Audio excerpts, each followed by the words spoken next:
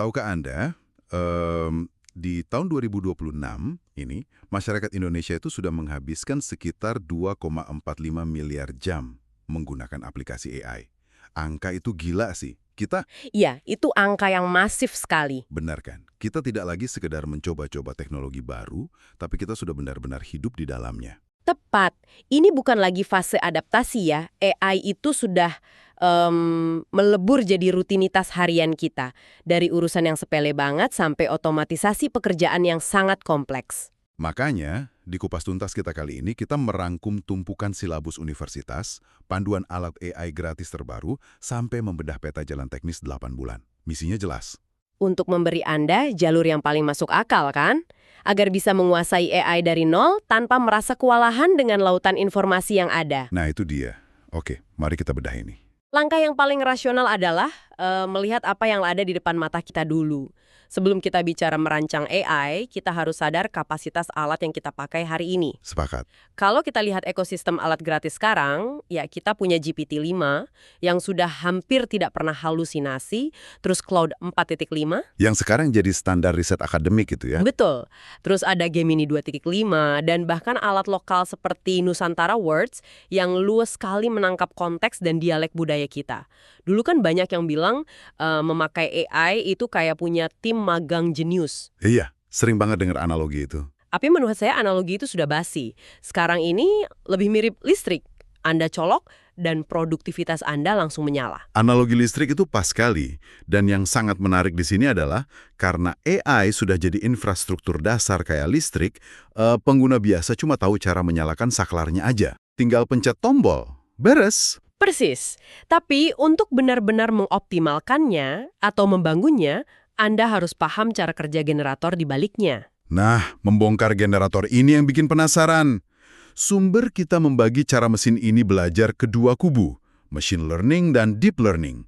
Kalau saya tidak salah tangkap, machine learning itu, Menuntut kita untuk menyuapi mesin ya? ya, kayak kita harus kasih petunjuk spesifik yang sering disebut feature engineering. Misalnya kita bilang ke AI, hey, kalau mau tebak harga rumah, perhatikan luas tanahnya. Betul sekali.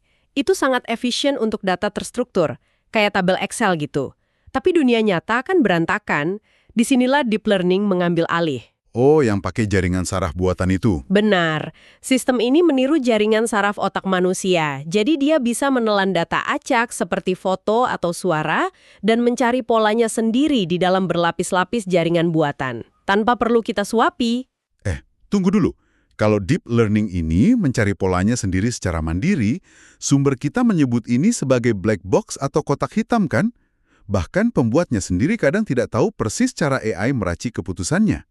Memang begitu kenyataannya. Bukankah sangat berisiko menyerahkan keputusan krusial pada sistem yang jalan pikirannya tidak bisa kita lacak secara logis? Ini memunculkan pertanyaan penting tentang transparansi dan kendali.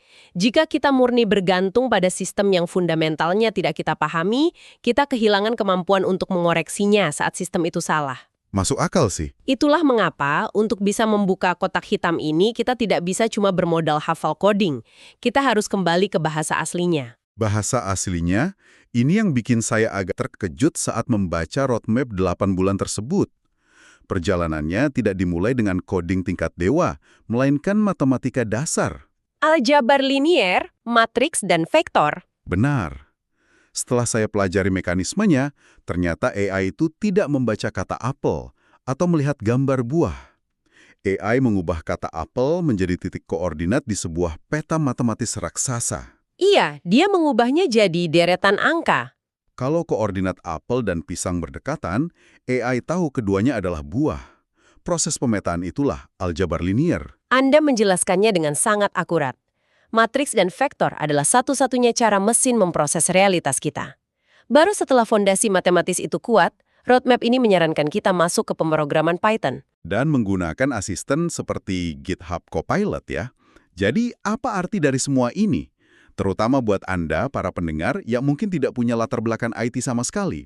Kenapa repot-repot memikirkan koordinat matematis? Karena ada realitas pahit yang dicatat oleh laporan SMRU tahun 2022.